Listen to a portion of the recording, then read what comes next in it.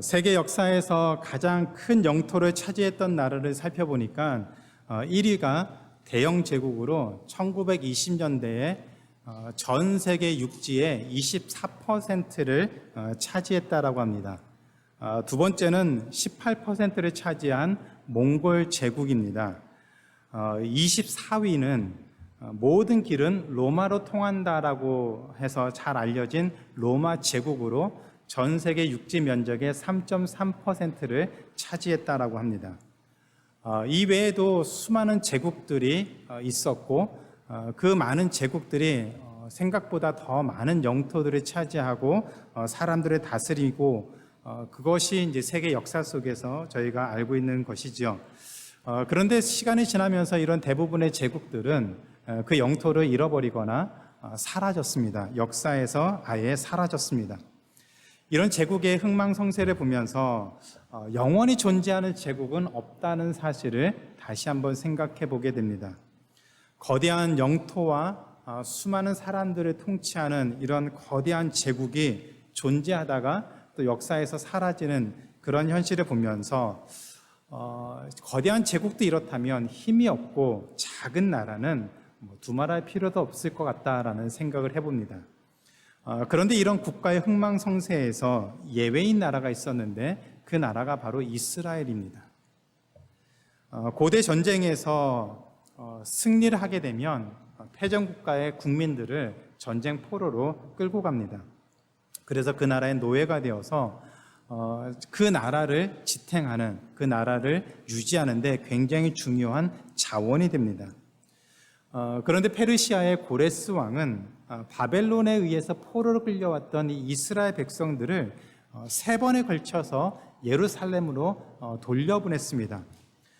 물론 원하는 사람들이 다 돌아갈 수 있도록 배려를 해줬습니다. 이로 인해서 완전히 멸망당했던 이스라엘이 다시 일어설 수 있는, 다시 나라가 세워질 수 있는 놀라운 역사가 있었습니다. 현실적으로는 절대로 일어날 수 없는 일이죠. 그런 예가 없을 정도로 현실에는 불가능한 이런 놀라운 경험을 한 이스라엘 백성들이 그 당시 예루살렘으로 돌아오는 그 당시의 상황을 돌아보면서 시편 126편 1절에 이런 고백을 했습니다. 예루살렘으로 돌아가는 그것이 마치 꿈을 꾸는 것 같았다. 현실에서는 절대로 일어날 수 없는 그 일이 마치 꿈속에서 일어나는 그 일이 현실에서 일어나니 마치 꿈을 꾸는 것 같이 정말 놀랍고 놀라운 일이다라고 고백을 했습니다. 이사야 선지자는 이스라엘 백성이 미래에 경험하게 될 이 예루살렘으로 돌아와서 이스라엘을 다시 세우게 될 이 일을 26장 1절에 예언을 하고 있습니다.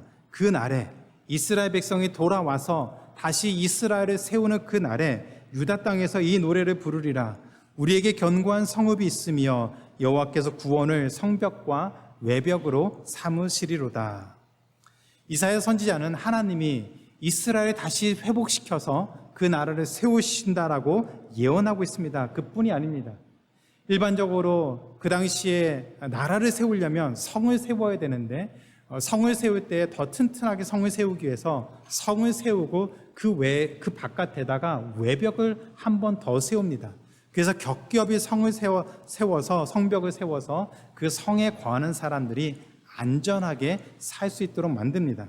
그런데 이사야 선지자는 하나님이 이스라엘의 성벽이 되고 또 외벽이 되어서 그 어떤 적군들이 쳐들어오더라도 하나님이 친히 성벽이 되고 외벽이 되어서 그 모든 침략을, 공격을 막아내고 이스라엘을 지켜줄 것이다 라고 예언을 했습니다.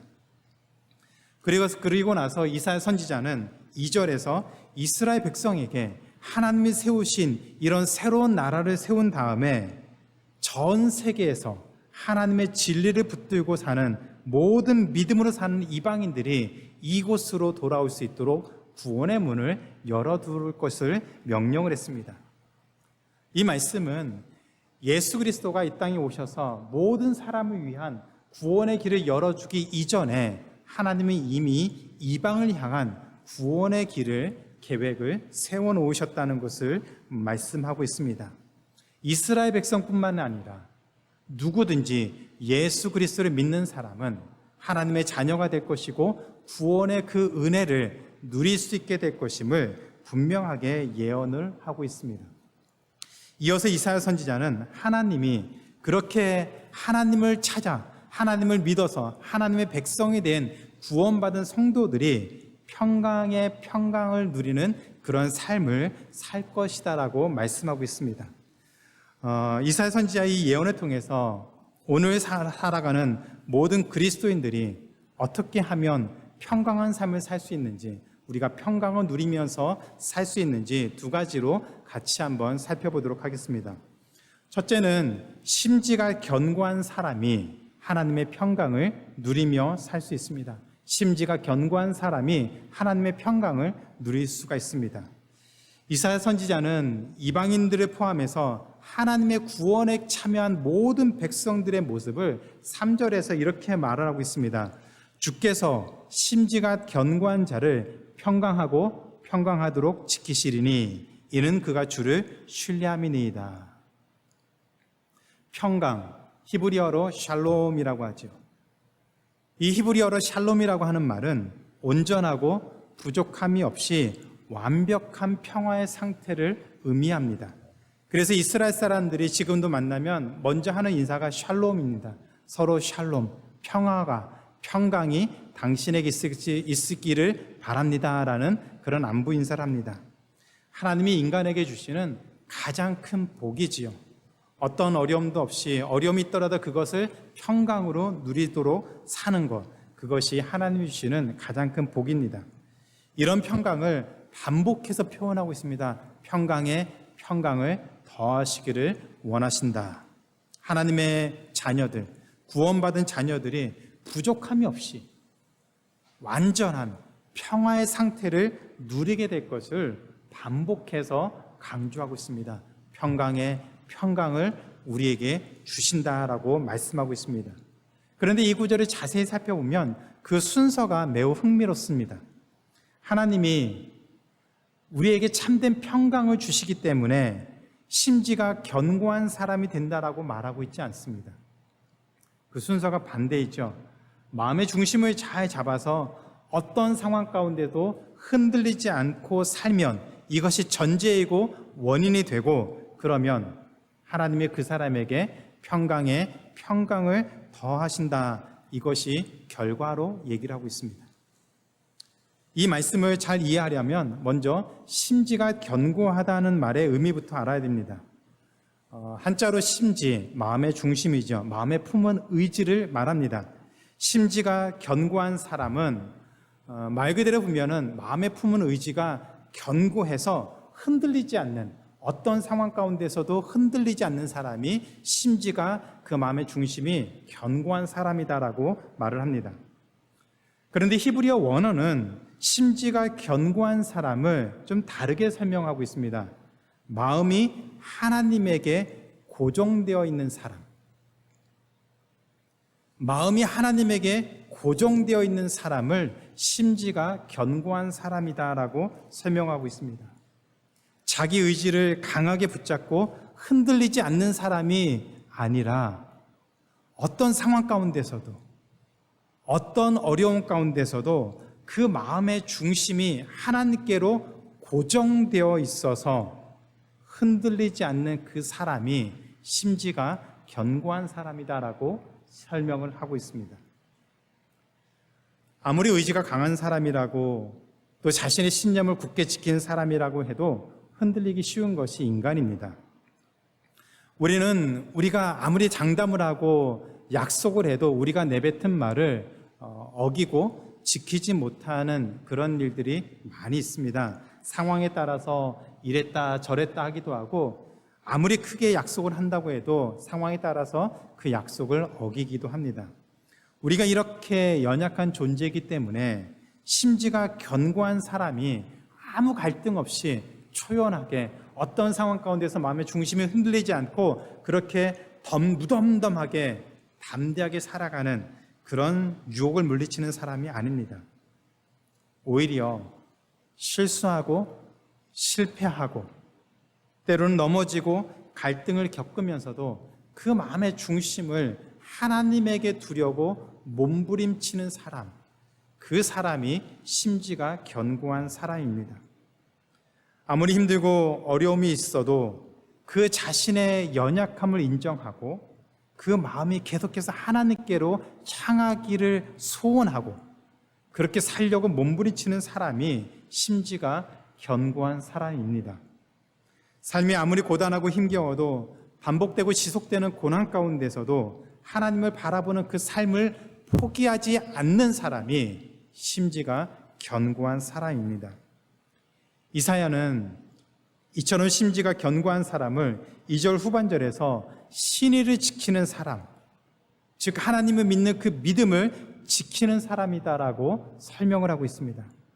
하나님을 믿는 그 믿음을 지키기 위해서 어떤 상황 가운데서도 아무리 힘들고 어려운 상황 가운데서도 하나님께 그 마음의 중심을 두는 그 사람이 심지가 견고한 사람이고 하나님은 그 사람을 평강의 평강으로 지켜주신다라고 얘기를 하고 있습니다. 오늘 우리가 살아가면서 우리에게 필요한 삶의 모습이 바로 이런 믿음의 삶이 아닐까 생각을 합니다. 점점 빠르게 변화되고 사회를 불안하게 만드는 그런 요소들이 증가하고 있습니다. 물가도 요즘 많이 올라서 사는 게 점점 팍팍해지고 힘이 드시죠. 건강이나 노후 문제나 진로에 대한 염려들이 우리 안에 많이 있습니다. 점점 커가고 있습니다. 그리스도인이라고 해서 이런 염려나 이런 위험과 어려움 속에서 예외가 되는 것이 아닙니다. 이럴 때 그리스도인들도 흔들리고 불안할 수 있습니다. 그러나 세상 사람들과 다른 것이 있다면 불안한 마음을 갖고 있으면서도 그런 두렵고 어려운 상황에 부딪히고 그로 인해서 때로는 좌절하는 상황에 처해 있으면서도 하나님을 바라보는 것이죠.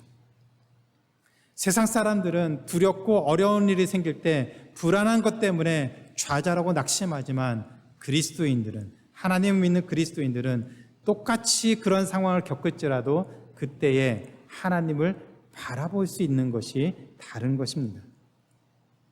의지가 강해서 이런 어려움을 이겨내는 것이 아니라 불안하고 두려운 마음을 가지고 있음에도 불구하고 하나님에게 집중하기 위해서, 하나님에게 우리 마음을 두기 위해서 그 삶을 포기하지 않기 위해서 몸부림치고 발버둥 치는 것, 그것이 바로 심지가 견고한 사람이고 하나님은 그렇게 심지가 견고한 사람에게 평강을 주신다라고 약속하셨습니다. 정말 죽을 것 같고 망할 것 같은 그런 큰 좌절과 두려움이 밀려올 때 하나님께 기도해 보셨습니까? 기도를 한다고 해도 상황이 금방 바뀌지 않습니다.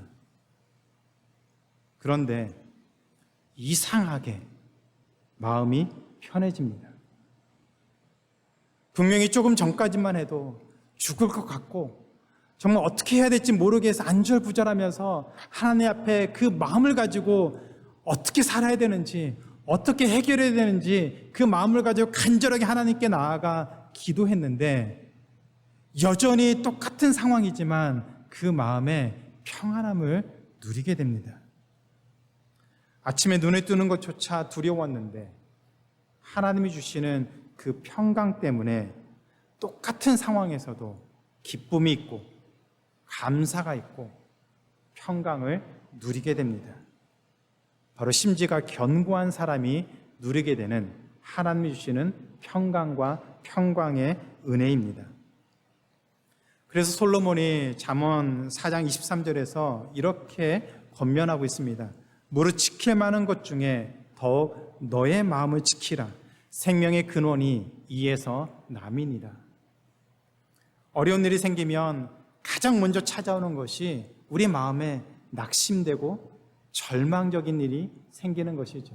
절망하게 되고 두려움을 갖게 되고 낙심하게 되고 좌절합니다.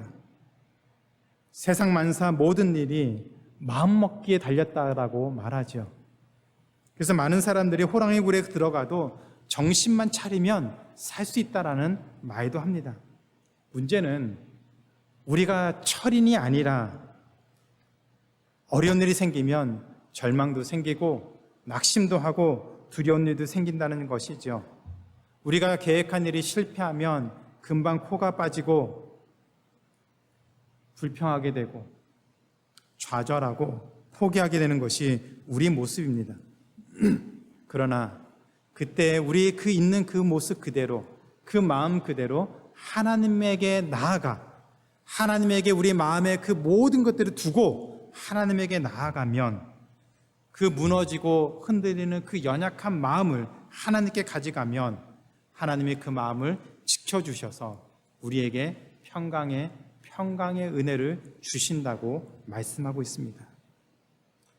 걱정과 염려가 끊이지 않는 삶의 연속이지만 그 걱정과 염려를 가지고 하나님에게 나아가면 하나님에게 우리 마음의 그 두려운 마음까지도 두고 하나님에게 나아가면 하나님이 평강의 평강으로 우리를 인도하실 줄로 믿습니다.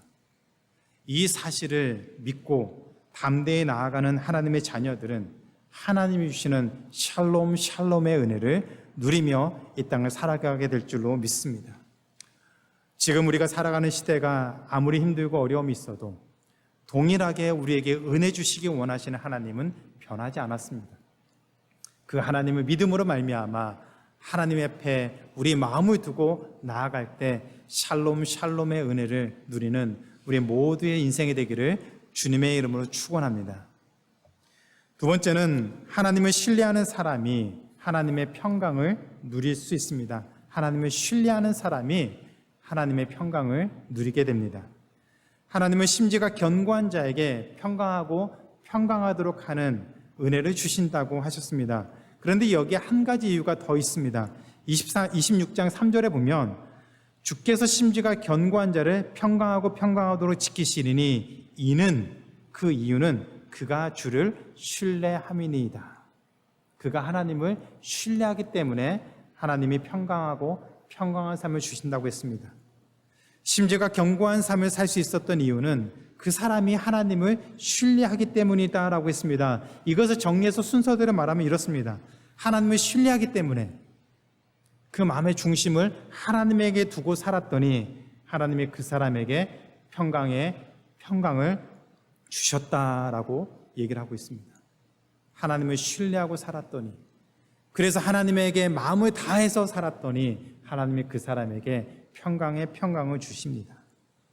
신뢰한다는 말의 히브리어 원어의 의미는 위기에 처한 사람이 그 위기로부터 가장 빨리 그 위험으로부터 피하기 위해서 피난처가 될 만한 곳으로 신속하게 피하는 것을 신뢰한다는 그런 의미로 사용합니다. 우리도 문제가 생기면 가장 확실하게 그 문제를 해결해 줄 수 있는 사람에게 가서 도움을 청하죠. 내가 처한 이 문제를 누구에게 가져가서 도움을 청하면 가장 잘 해결할까 고민하고 그 사람에게 가서 우리는 도움을 청합니다. 영어 성경은 이 단어를 trust in이라고 번역을 하고 있습니다. 영어로 trust라고 한다면 어떤 행동이나 결정을 신뢰하는 것, 믿는다는 것을 의미합니다.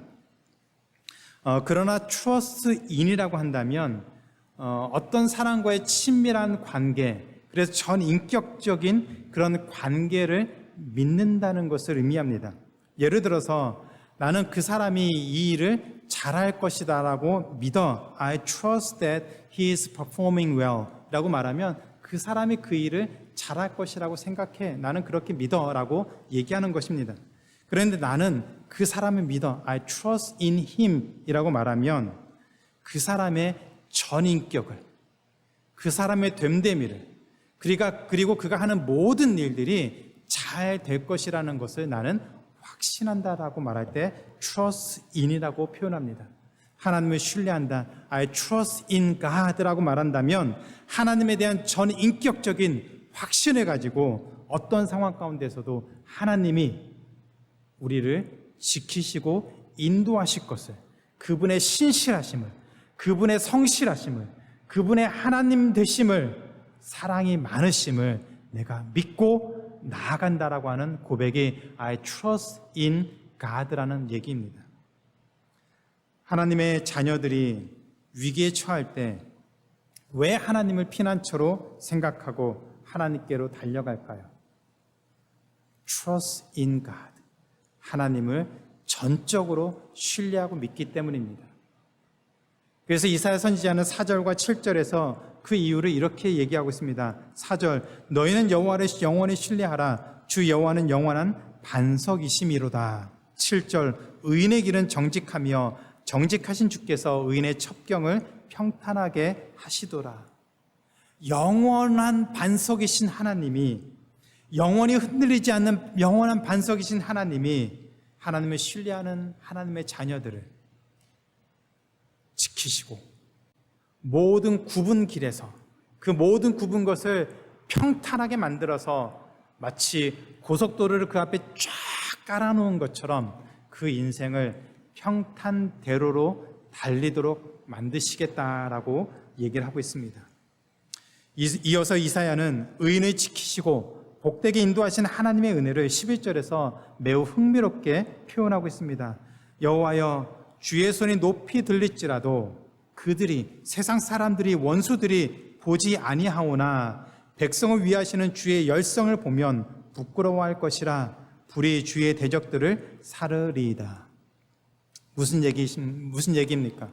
하나님의 살아계심과 일하심이 분명하게 나타나는데도 하나님을 믿지 않는 사람들은 그것을 보면서도 모르고 인정하지 않고 살다가 깨닫지 못하고 그렇게 산다라고 합니다. 그러나 세상 사람들조차도, 하나님을 믿지 않는 사람들조차도 하나님의 백성이 보호받고 평강의 평강을 누리고 고난 가운데서, 어려움 가운데서도 하나님이 지키시는 그 평강의 평강을 누리는 삶을 살게 되는 것을 본다면, 그렇게 되도록 열성을 다해서 일하시는 하나님의 은혜를 본다면 그때 자신들이 얼마나 어리석고 얼마나 불쌍한 삶을 살게 되어 살아왔는지 그것을 깨닫게 되고 부끄러워할 것이다라고 예언을 하고 있습니다.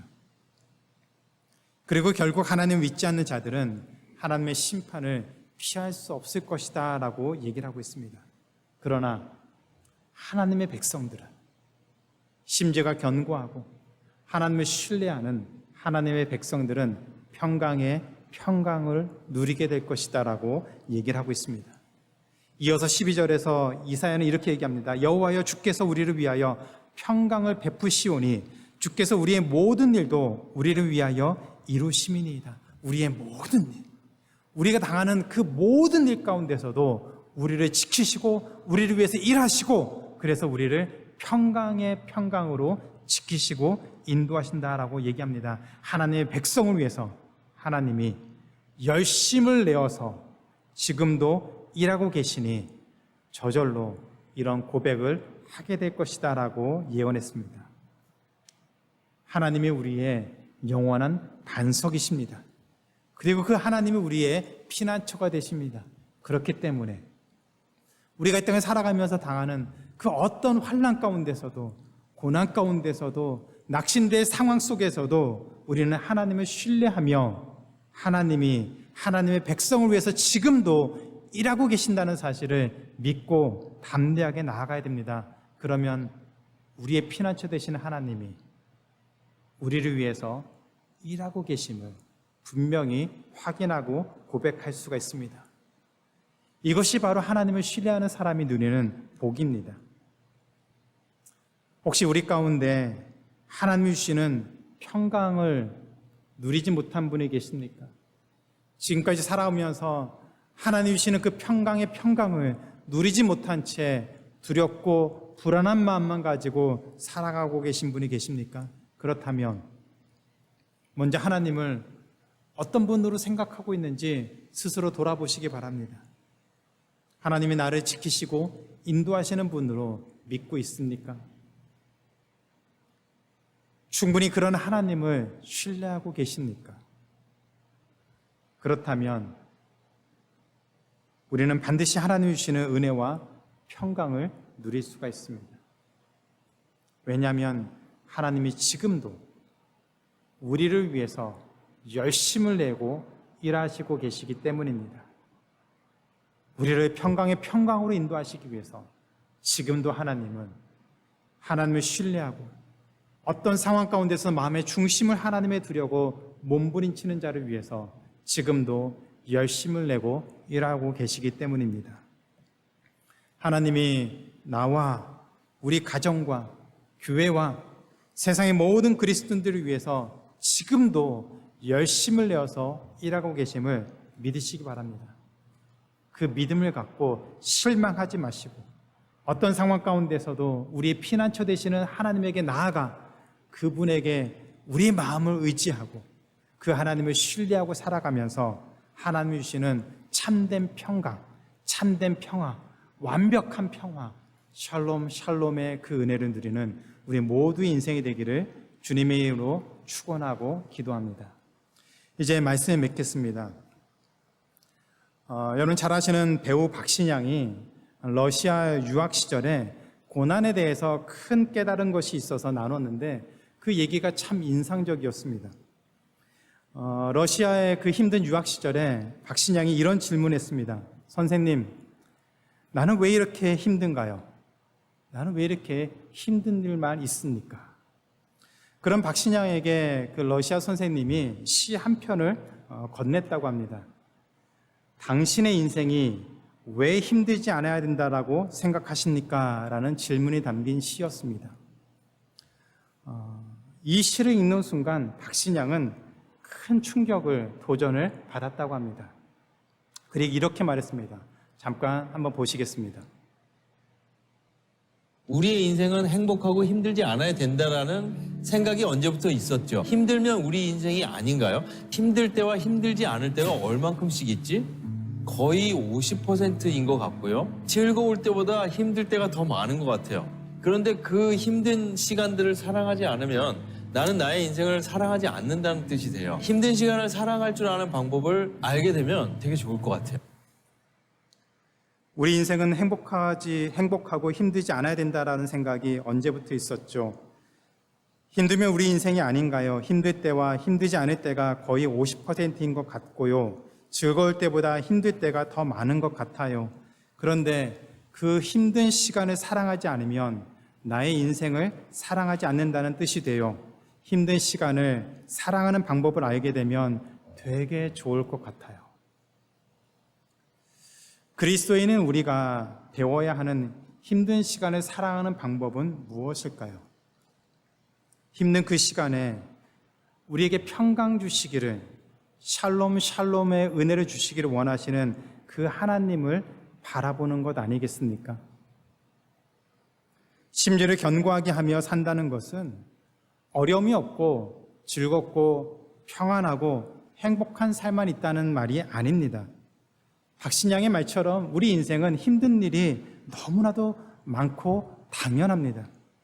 매일 반복되는 삶 속에서 우리가 경험하는 것처럼 하나가 해결되면 또 다른 문제가 연이어서 생깁니다. 아니, 반복해서 생기는 것이 아니라 한꺼번에 몰아서 생기기도 합니다. 힘든 일들이 하나님께로 향하는 우리의 시선, 우리의 마음을 자꾸 다른 곳으로 돌리도록 유혹을 하기도 합니다. 그럼에도 불구하고 그 순간에, 그 힘든 순간에 우리 인생의 모든 것을 주고 계시는 그 하나님을 바라보는 것, 그것이 우리에게 있는 그 힘든 시간을 사랑하는 방법이 아니겠습니까? 그것이 심지가 견고하게 해서 하나님을 신뢰하며 사는 그 인생이 아니겠습니까? 이 일을 위해서 하나님이 열심을 내어서 일하신다고 약속하셨습니다. 우리는 그 약속을 믿고 우리에게 주어진 한 주 한 주 하루하루의 삶을 살아내면 하나님이 우리에게 평강의 평강을, 샬롬 샬롬의 은혜를 주실 줄로 믿습니다. 그 은혜를 모두가 다 누려서 힘들고 어려움이 우리를 찾아오더라도 세상 사람들이 우리를 부러워할 정도로 평강의 평강을 누리며 사는 모든 인생이 되기를 주님의 이름으로 축원하고 기도합니다.